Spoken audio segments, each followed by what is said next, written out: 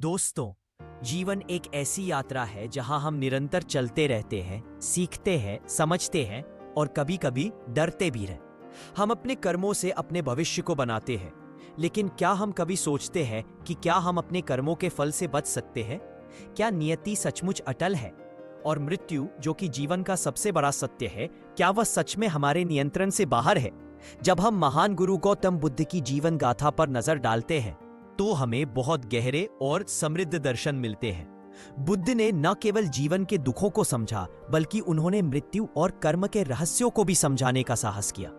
उनकी शिक्षाएं हमें बताती है कि मृत्यु से भागना नहीं, बल्कि उसे समझना और स्वीकारना ही जीवन का सच्चा ज्ञान है। आज हम आपको एक कहानी सुनाने जा रहे हैं जो बुद्ध के दर्शन से प्रेरित है, लेकिन साथ ही उसमें हमारे दैनिक जीवन के सवाल और चिंताएं भी जुड़ी हैं, जैसे कि कर्म, नियति, मृत्यु और जीवन को पूरी गहराई से समझने की चाह।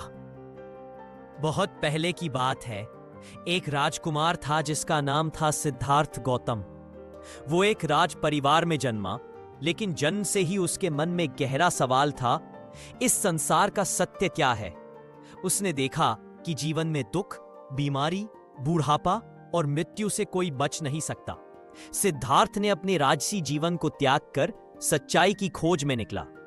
उन्होंने तपस्या की, ध्यान लगाया और कई संतों से ज्ञान प्राप्त किया, लेकिन वो जो ज्ञान चाहते थे वो उन्हें कहीं नहीं मिला। एक दिन जंगल में ध्यान लगाते हुए उन्हें एक रहस्यमय व्यक्ति मिला। उस व्यक्ति का चेहरा गंभीर था और उसकी आंखों में अटूट शांति थी। उसने खुद को मृत्यु दूत के रूप में परिचित कराया। सिद्धार्थ ने उससे पूछा, क्या तुम सच में मृत्यु का दूत हो और तुम्हारा काम क्या है? मृत्यु दूत ने उत्तर दिया, हाँ, मैं उस समय आता हूं जब किसी की जिंदगी पूरी होती है। मैं उस आत्मा को उसके संसार से लेकर जाता हूं। सिद्धार्थ के मन में एक अजीब सी बेचैनी हुई, लेकिन साथ ही एक नई समझ भी आई। मृत्युदूत ने सिद्धार्थ से कहा, तुम्हारा मित्र जो एक दूर गांव में रहता है, उसकी मृत्यु निश्चित है। वह कुछ समय बाद इस संसार को छोड़ देगा। चाहे तुम कुछ भी करो, नियति नहीं बदलेगी। सिद्धार्थ ने कहा, क्या हम अपने कर्मों से नियति बदल नहीं सकते? मृत्युदूत मुस्कुराया और बोला, कर्म और नियति दो अलग बातें नहीं है, बल्कि एक ही सिक्के के दो पहलू हैं। जैसे तुम बीज बोते हो, वैसा फल उगना अनिवार्य है, लेकिन यह भी सच है कि कर्मों को समझकर उनका सही फल पाने के लिए हम अपने रास्ते चुन सकते हैं।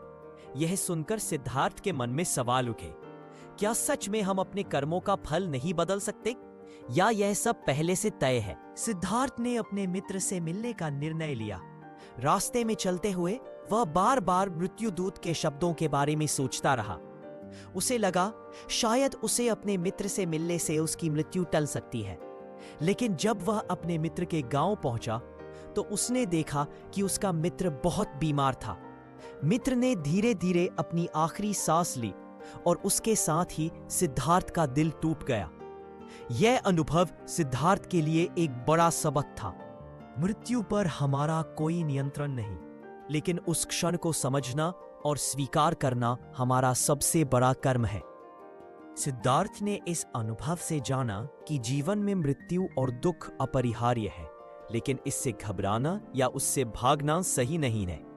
असली ज्ञान तो मृत्यु को एक सत्य के रूप में स्वीकार करने में है।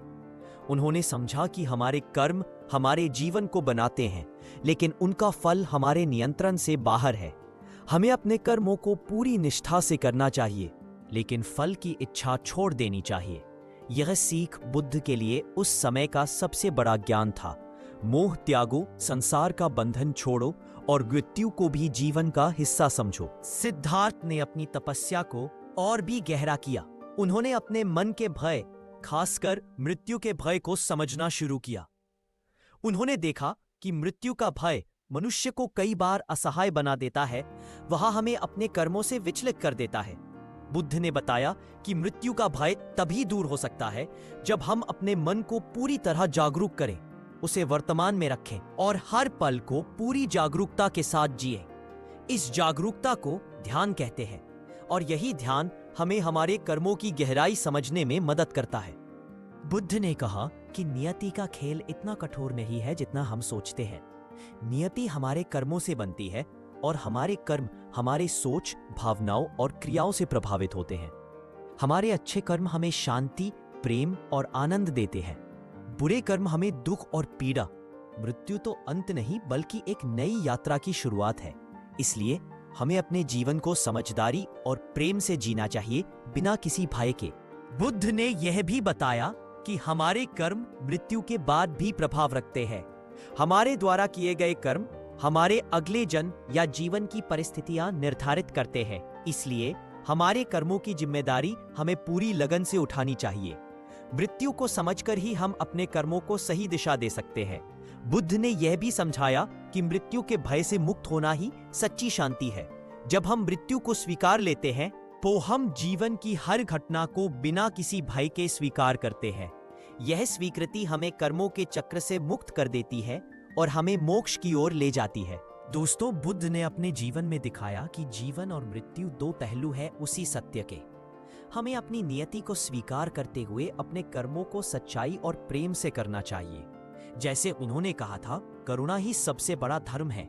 मृत्यु को न भय से देखो बल्कि उसे जीवन का एक सत्य मानो। दोस्तों, क्या आपको यह कहानी और बुद्ध का यह दर्शन पसंद आया?